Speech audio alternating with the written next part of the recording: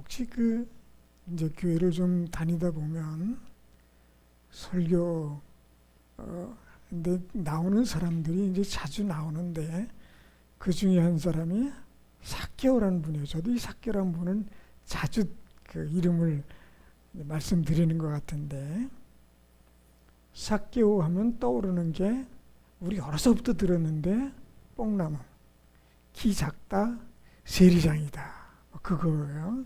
근데 이 삭개오의 삶은 어땠을까? 한번 생각해 보는 겁니다. 심히 부자라고 그랬어요. 돈이 많아요. 부러운 일이죠. 그런데 삭개오는 마음이 편안하지 않았어요. 왜냐? 일단 작아요. 여러분, 작아도 너무 작으면, 지금 학교 다니는 애들 가운데 왕따가 굉장히 큰 이슈예요. 학교 다니는 아들 가운데 어떤 아이들이 왕따를 당하느냐 하면, 일단 신체적으로 장애가 있거나 남들과 조금 못한 사람들, 이런 사람들은 왕따의 대상이 돼요. 특히 장애를 가진 사람들은, 사실 장애를 가진 사람들이 가장 좋은 삶이 뭐냐 하면, 비장애인과 장애인이 같이 섞여 살면서 아무 문제 없이 사는 거, 그게 가장 좋은 거예요. 근데 같이 살기가 사실 좀 어렵잖아요. 그러다 보면 비장애 아동들과 장애 아동이 같이 섞여 학교를 다닌다. 그러면 다 그런 건 아니지만 상당히 많은 아이들이 좋지 않은 시각으로 보고, 좋지 않은 언어를 하고, 좋지 않은 행동을 하는 거예요. 그리고 제일 나쁜 게 뭐냐? 그래도 말로 괴롭히는 것보다 아주 없는 사람 취급하는 게 제일 힘들대요. 왜 여기 앉아 있어요? 아무도 말을 안 시켜요. 점심시간에 보면 3, 4, 5 끼리끼리 모여서 식사를 하는데 아무도 같이 밥을 안 먹어요. 그게 제일 서럽고 힘들답니다. 제일 무서운 왕따래요. 우리 집에 아이들이 많을 때는 그런 일이 왕왕 있습니다. 지들끼리 왕따를 하는 거예요. 그 집사람이 그랬어요. 야, 끝까지 왕따 뭐가 그렇게 무섭냐? 그랬더니 한 아이가 쓱 지나가면서 그러고, 한번 왕따 해드려요? 그거요. 어려운 거예요. 근데 왕따들 안 해보셔서 잘 모를 거 아니에요. 근데 왕따 당하는 사람은 우울하고 힘들고 죽을 것 같고, 그래서 자살하는 거예요. 우리나라 청소년 사망 제1위가 자살이에요. 생각보다 많습니다. OECD 국가 중에서 청소년 자살률이 가장 높아요. 이게 학교 수업도 있지만 왕따가 커요. 삭개오가 그렇게 살았단 말이에요. 키 작아요. 근데 재능은 있는 것 같아요. 그러다 보니까 세리 중에서도 세리에 장이 된 거예요.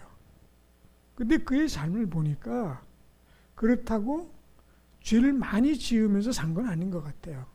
세리가 됐을 때 세금을 걷다 보니까 그 위치상 조금 더 걷고, 마땅히 드려야 할 것은 로마에 바치고 나머지는 자기 거거든요. 그런데 착복하거나 나쁜 방법으로 재산을 모은 거 그렇게 많은 것 같지 않아요.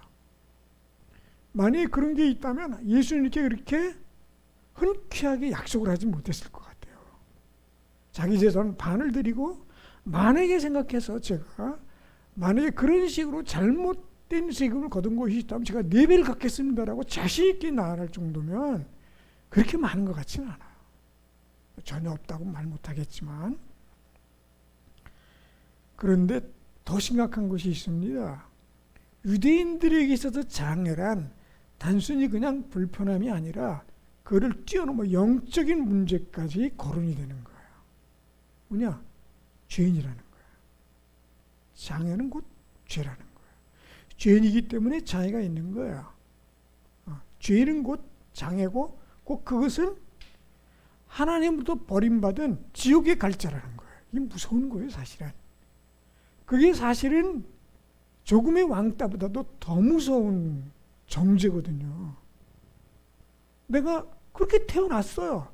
이건 내가 선택한 게 아니에요. 내가 잘못된 게 아니에요. 그런데 나는 이미 태어나자마자 장애를 가지고 났으면 그거는 영원히 구원받지 못할 죄인이 되는 거예요.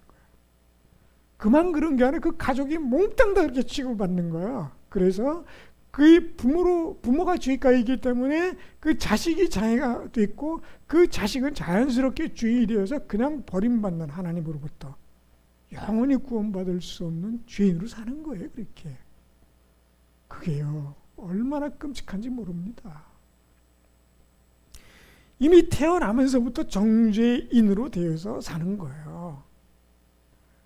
그러니 키가 작은 것도 그런데 더 이상 구원받을 수 없는 죄인으로 산다는 거. 그런데 그러다 보니 그가 태어나면서부터 그의 마음속에는 아픔과 상처가 너무 깊고 크게 자리 잡고 있는 거예요. 돈이요?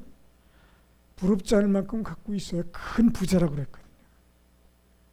사실 돈이 많은 거 좋은 거잖아요. 예, 얼마나 사실 감사한 일입니까? 그런데요, 주체하지 못하는 부는요, 위험한 거예요.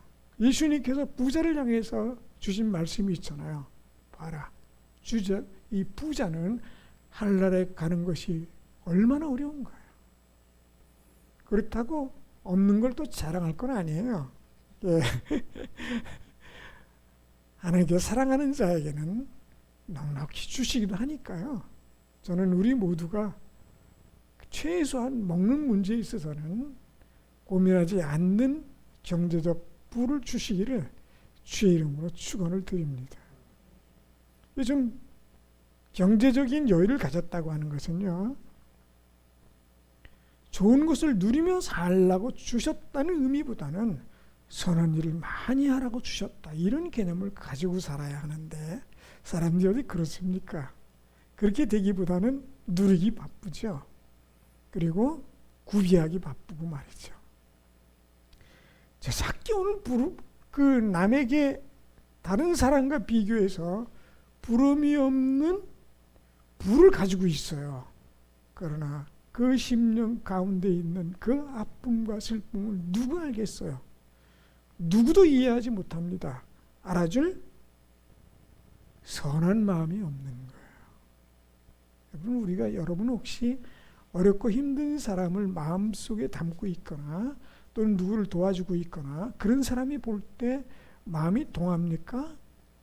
이거는 선한 마음이에요. 선한 지식이 있다, 그렇게 말합니다. 그러나 어떤 사람이 눈물을 흘리고 피눈물을 흘려도 전혀 마음이 동하지 않는 사람이 있어요. 성경은 그렇게 말합니다.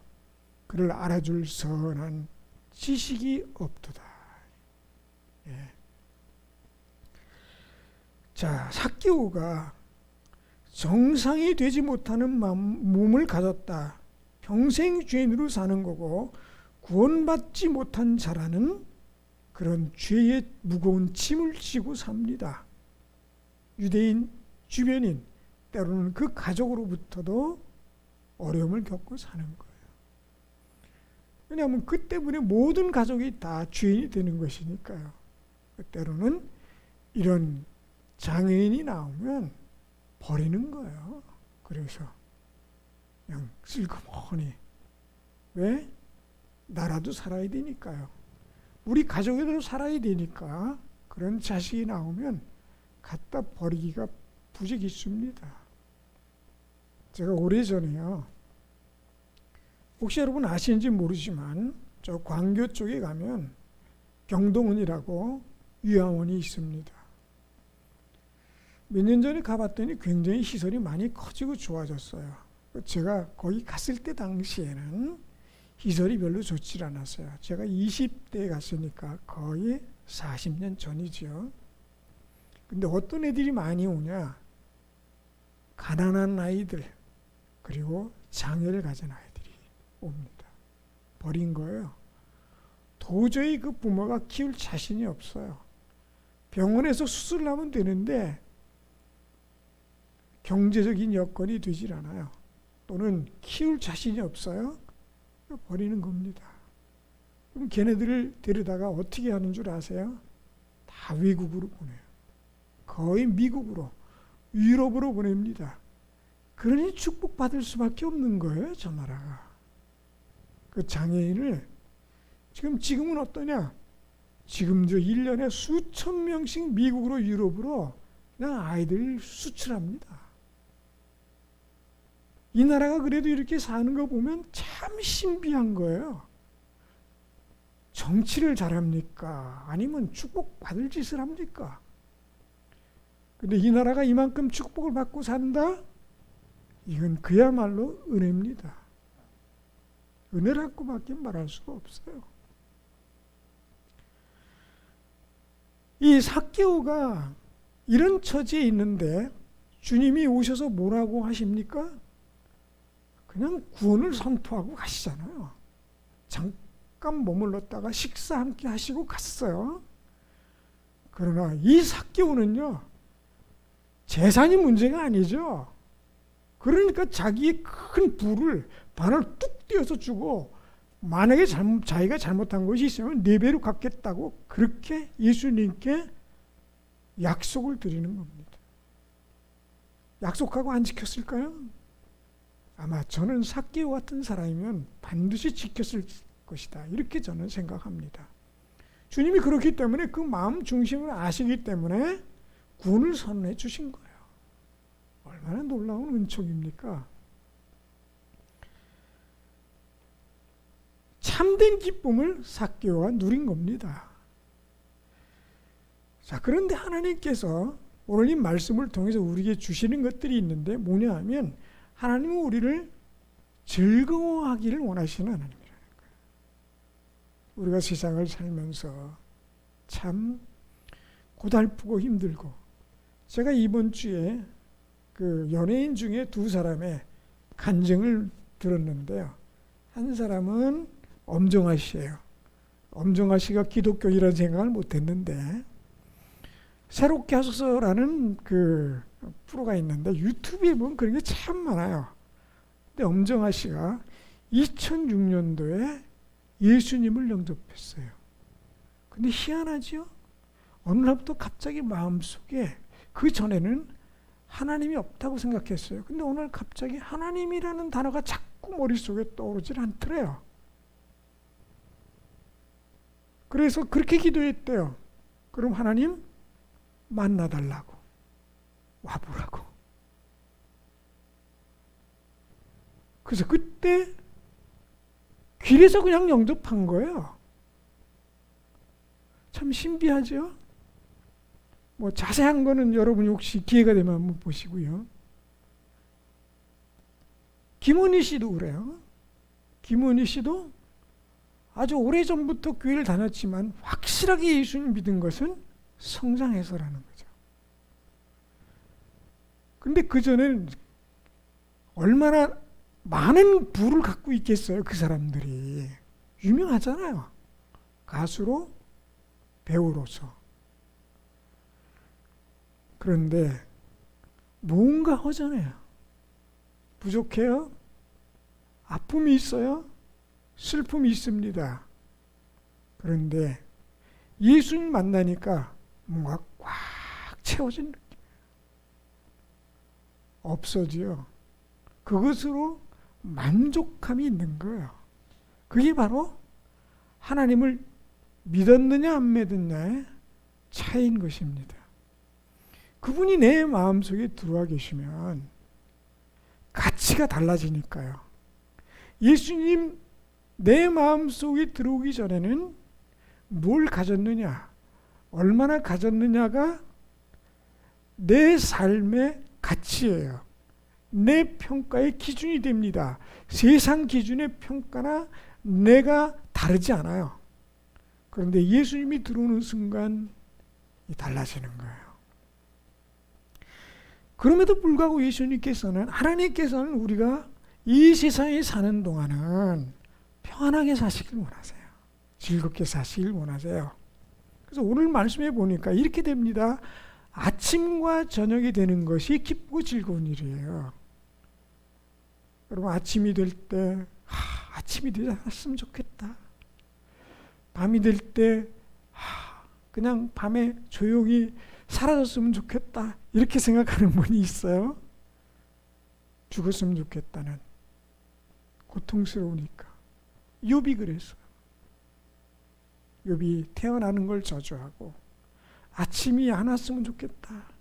저녁이 안 왔으면 좋겠다. 일시적이지만 그런 적이 있습니다. 그런데 아침과 저녁이 되는 것이 기대가 되는 거예요. 내일 신나고 기쁘고 감사하고, 또 저녁이 되면 그런 하루 온전하게 된 것이 감사하고, 눈을 뜨면 또 내가 오늘 하루를 살게 되었구나 라고 하는 것이 감사하고,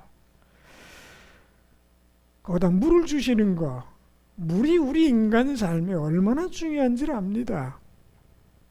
여러분, 우리 대한민국은요, 이 물에 있어서만은 축복받은 나라인 것이 분명합니다. 어느 곳에서는요, 특히 아프리카나 아시아 어느 지역에 있는 나라들은요, 물이 없어서 흙탕물을 먹습니다. 흙탕물도 없어서 못 먹어서 막 하루 그 물길로 다니는 일이 큰일이에요. 아이들이, 여성들이 막 4km, 어떤 데는 10km까지 가서 흙탕물을 떠옵니다. 그걸 먹어요. 물이 없는 걸요. 그리고 짐승들이 와서 같이 마십니다. 근데 보니까 그 웅덩이에 동물들이 와서 물을 먹을 때 거기다가 또 그놈들은 배설까지 해요. 먹을 수밖에 없는 거예요. 그러면 좋지 않은 물을 먹으면 사람이 어떻게 되냐? 당연히 병이 나고요. 일찍 죽습니다. 유아 사망률이 높고요. 배탈 나고요. 탈이 나고, 그리고 질병이 생기고 말이죠.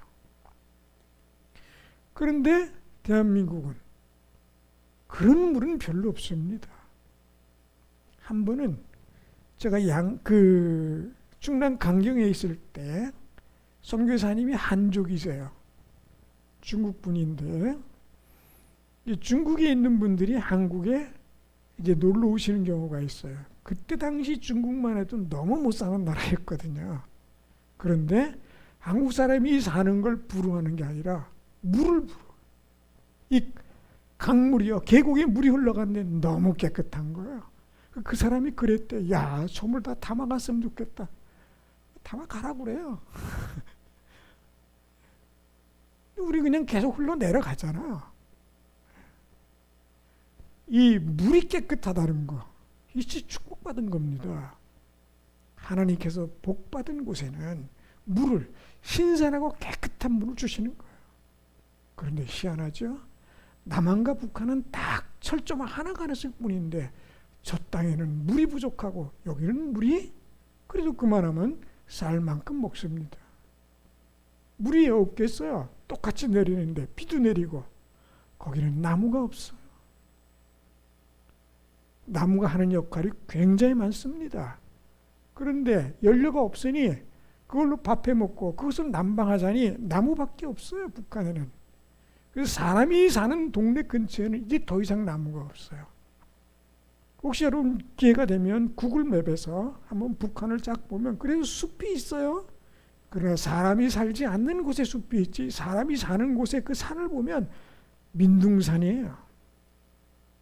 그러니 물이 머무르질 못하고 나무가 흡수했다가 때가 되면 그 뿌리를 통해서 물을 내보내야 되는데 그게 없으니 계곡에 물이 마르는 거예요. 비는 오는데 싹 한 번에 그냥 흘러내려가 버리니 농사도 짓기 어렵습니다. 그런데 이 성경에 오늘 우리가 읽었던 이 성경 말씀에는 이렇게 말씀하고 있습니다. 땅을 돌보사 물을 대어 심히 윤택하게 하시며 하나님의 강에 물이 가득하게 하시고 이 땅이 이같이 땅을 예비하신 후에 그들에게 곡식을 주시나이다. 주께서 밭고랑에 물을 넉넉히 대사 그 일양을 평평하게 하시며 또 단비로 부드럽게 하시고 그 싹에 복을 주시나이다.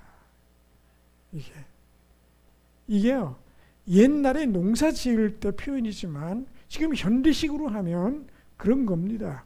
우리 일생을 살아갈 때요, 비가 너무 험악하지 않고 바람이 험하지 않고 아주 부드러운 비가 내리는 거예요. 바람도 험하게 불지만 여러분, 바람이 없으면 좋겠지만 그 바람도요, 굉장히 유익한 것들이 많다잖아요. 뭐 일일이 그것까지 논할 필요는 없지만 어쨌든 지금 대한민국은 수십 년째 계속 풍년입니다. 그렇게 바람이 불고 비가 오고 태풍이 불고 어쩌고 그래도 늘 결론은 풍년이에요. 이걸 축복이라고 말합니다. 북한은 이래저래 죽을 맛이에요. 농사도 안 되고 심어놔도 별로 소득도 없고 코로나 때문에 죽겠다고 그러는데 술뻥만 까고 말이죠. 우리는 코로나 없네. 없기는 개뿔이나. 나라를 저렇게 왜 하나님께서 그냥 두실까요? 저는 그게 의문입니다. 왜 이제 올해 71년인데요. 71년 동안 왜 그냥 두셨을까요? 왜? 그것은 우리가 다 해석하기는 어렵습니다. 분명히 어떤 하나님의 뜻이 있으실 텐데 우리는 다 알지 못합니다.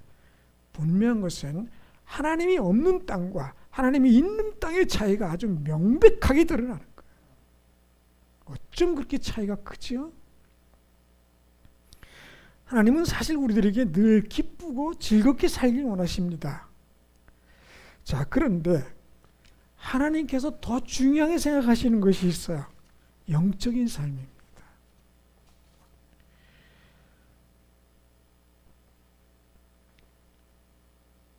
사실은 전도서 6장 2절에 이렇게 말씀하시는데요. 어떤 사람은 그의 영혼이 바라는 모든 소원에 부족함이 없어 재물과 부여와 존귀를 하나님께 받았으나 하나님께서 그것을 누리도록 허락하지 아니하셨으므로 다른 사람이 누리나니 이것도 헛되어 악한 병이구나. 이렇게 말씀하셨어요. 자, 그런데 시편 106편 15절에는 또 이렇게 말씀하십니다. 그러므로 여호와께서는 그들이 요구한 것을 그들에게 주셨을지라도 그들의 영혼은 쇠약하게 하셨도다. 좀 경제적으로도 여유가 있고 영적으로 여유가 있으면 얼마나 감사하겠습니까? 그러나 만약에 두 개 중 하나를 선택해야 된다면 하나님께서는 영적 풍요를 주시기를 하나님은 기뻐하십니다. 영적으로 준비가 안 돼 있는 사람에게 주신 풍요와 재물은 그렇게 아름다운 것은 아닙니다. 이게 풍족함이 오래되면요, 감사가 사라지게 됩니다. 북한에서 오신 분들이 하는 프로가, TV 프로가 2개가 있어요. 아시는 분들은 아실지 모르겠지만 이제 만나러 갑니다 하고 물 한 번 클럽이에요. 그런데요, 이 유튜브에 보면 북한에 탈북하신 분들이 한 프로그램, 그 개인 유튜버들이 굉장히 많은데요, 그 북한에서 오신 분들은요 70년의 역사를 뛰어넘은 거예요. 가장 못 사는 나라에서 그래도 세계 10대 강국 안에 드는 대한민국에 딱 와서 살이, 이거 신천지인 거예요. 밥을 해 먹는데 자기들은 나무를 떼거나 해서 밥을 해야 되는데 여기는 전기를 누르거나 아니면 가스로 하면 돼요. 그리고 밥이 다 됐다고 말까지 해주네. 난방을 하려면 거기는 석탄을 떼오거나 나무를 저 산에 가서 지고 내려와서 해야 되는데 여자 어린이들도요 가서 산에 가서 나무를 해갖고 와야 되는 거예요. 아침에 일어나서 그게 일이에요. 근데 여기는 보탄만 누르면 돼요. 다시 누를 거 딱 한 번만 누르면 돼. 샤워요? 어떻게 여름에나 좀 하지 어디 샤워를 합니까? 근데 우리는 거의 매일 하시죠? 요즘도. 하기 싫어서 안 하지, 솔직하게. 얼마든지 할 수 있잖아요. 이게요, 일상이 되면 감사가 사라지는 거예요. 맨날 투덜대는 거예요. 뭐, 가스비가 많이 나왔다는 둥 뭐죠. 가스비 낼 형편이 되는 게 감사한 줄 알아야 되는데, 이게 이제 어느 순간 감사는 날아가 버리고 맨날 입에 불평만 들어요. 물이요? 우리 저 어렸을 때만 해도 맨날 우물에서 길러다가 갖다 먹었어요. 근데 지금은 딱 틀면 되잖아요. 요즘 집에 정수기들 갖다 놓고 사시나 모르겠네. 정수기 없는 집도 있긴 해요. 저도 정수기는 없습니다. 그냥 물 끓여서 먹어요. 아니면 그냥 수돗물 먹습니다.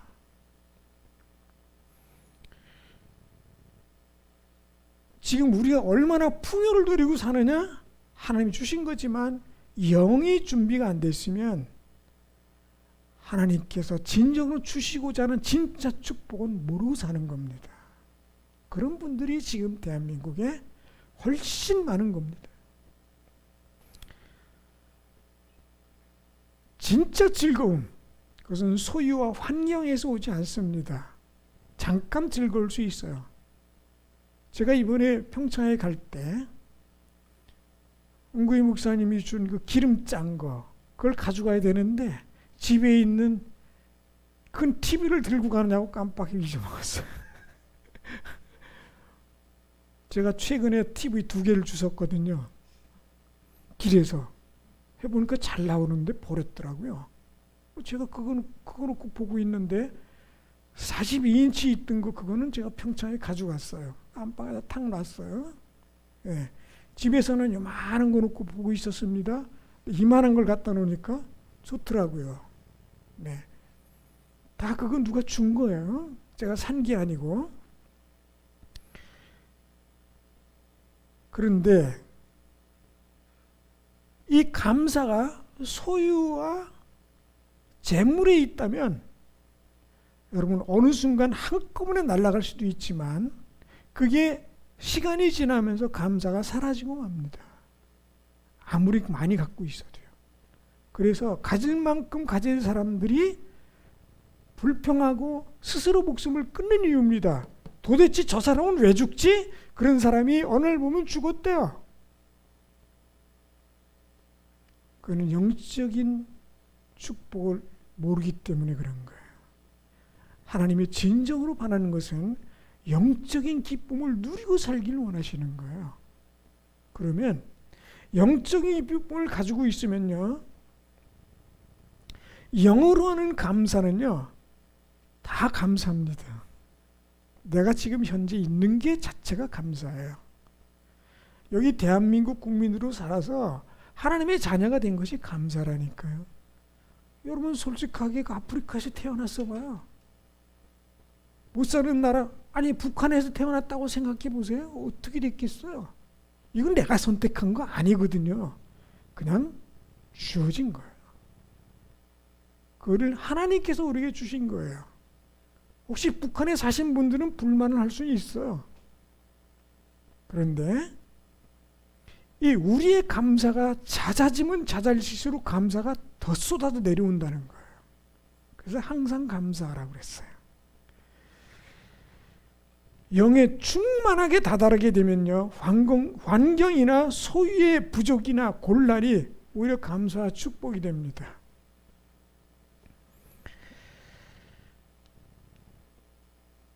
자, 그러면 우리가 기뻐하고 즐거워야 할 것이 있는데 육적인 것들을 기뻐하시기 바랍니다. 제가 보니까 재주들이 있으세요. 아주 좋은 재주들을 갖고 있어요. 어느 것 하나 하나님의 것이 아닌 것이 없습니다. 여러분 꼭 기억하셔야 돼요. 이건 내 거다. 절대로 아니에요. 하나님 것입니다. 그전에는 내가 재주가 좋아서, 내가 능력이 많아서, 또는 내가 열심히 했기 때문에 그 재주를 가졌다? 천만의 말씀 착각하지 말아야 됩니다. 한번 해볼까요? 그동안 한번 따라해보세요. 그동안 착각했네. 착각하고 산 거예요. 하나님이 주신 거예요. 내가 그 재주 때문에 벌어먹고 사는 거거든요. 물론 좀 안 될 때가 있어요. 하다 보면 하나님께서 잠깐 어려움을 주시기는 하실 수 있어요. 근데 어려움이 너무 길어지면 이게 힘든 거잖아요. 기도로 튀어야 됩니다. 다른 방법이 없어요.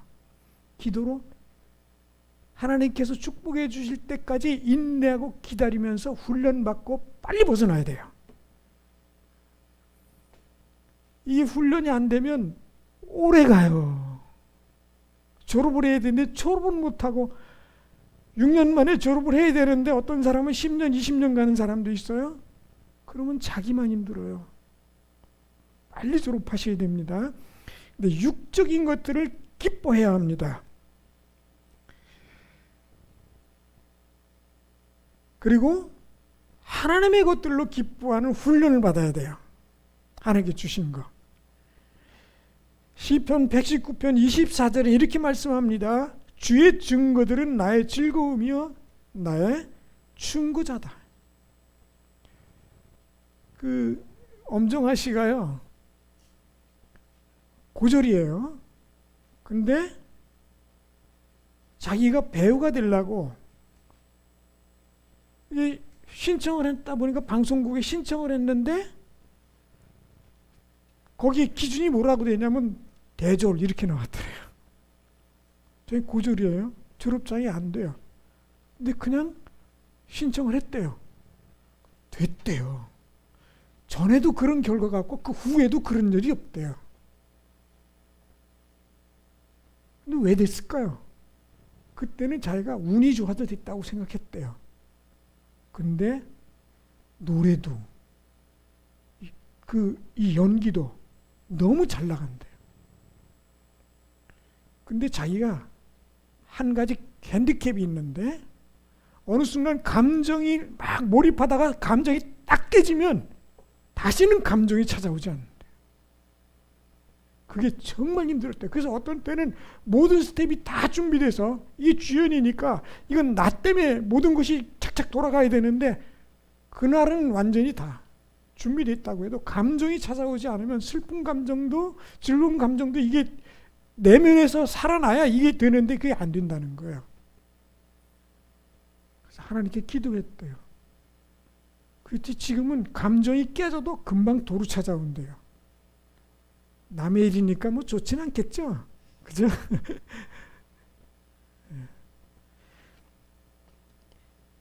하나님께서 주신 증거들이 그렇게 하나둘 늘어나는 거예요. 그리고요, 갑상선암이 왔대요. 수술해서 했는데 자기 생각에는 1개월이면 해결될 줄 알았는데 잘못해서 신경을 잘라버렸대요. 의사가. 목소리가 안 나왔대요. 그러면 가수의 연기자인데 목소리가 안 나면 어떻게 되는 겁니까? 끝나는 거잖아요. 그래서 그 얘기 듣고 자기는 끝났다고 생각했대요. 그래서 하나님께 그때부터 매달리기 시작했대요. 그전에는 기도도요 고상하게 했죠. 사람들이 처음에는 고상한 기도를 원해요. 근데 다급하면 절박한 기도가 되는 겁니다. 그런데요, 그 사형 선고 같은 그 목소리가 안 나온다는 얘기를 듣고도 계속 연기를 했고 노래를 했대요. 그런데 자기가 듣기에는 분명히 예전과 달라지게 목소리가 안 좋게 변했대요. 근데 사람들이 댓글로 그런대요. 왜 갑자기 목소리가 이뻐졌어요? 자기도 모른대요. 이런 간증들이요, 이런 간증이 바로 우리에게 충고하는 겁니다. 이게 시편 119편 24절이에요. 충고하는 거예요. 내가 너와 함께 하잖아. 겁내지 말고 두려워하지 말고 기도해 라고 하는 거죠. 이런 간증들이 우리들에게 쌓이는 겁니다. 이렇게 되면 어떻게 되니까 마음속에 두려움이 사라지면서 즐거움이 있는 겁니다. 뭐 좀 어려움이 있어도. 예. 어제 그 얘기를 들어서 그런지 사실은 엄정화 씨 별로 그렇게 그랬는데 어제는 그 화면에 나오는 게 그렇게 이뻐 보이더라고요. 예. 근데 나이가요, 51래요. 근데 어디 51 같지를 않아요. 예. 뭐 조금 있으면 늙겠습니다만은 어쨌든 그런데 자기가 다 가지고 있는데 하나가 없대요. 남편이 없대요. 그 전까지 결혼에 대한 아주 나쁜 인상을 가지고 있었다는 거죠. 그래서 예수를 믿고 나니까 하나님이 없는 가정은 그렇구나라고 하는 것을 깨달았다는 거죠. 이제 하나님이 함께 하시는 가정을 이룰 수는 있겠다라고 생각을 한답니다. 네.